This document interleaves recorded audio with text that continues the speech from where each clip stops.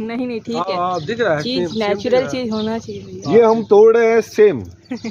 ये मिलता बहुत कम है, ग्रीन मिलता है हमारे वहाँ, बट ये ये ब्राउनिश यूनिक है। कलर, हाँ तो ये बहुत ही मजेदार, मुझे लगता है कि बहुत ही अच्छी आनंद होगा खाने में, इसको बहुत मजा आएगा पीने को।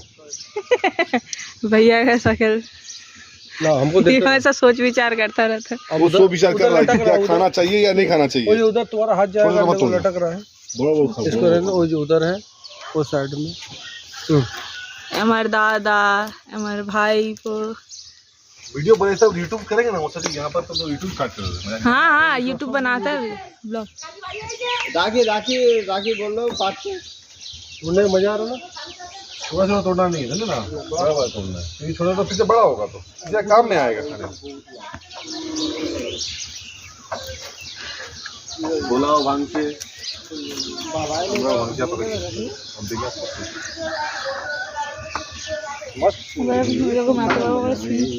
हैं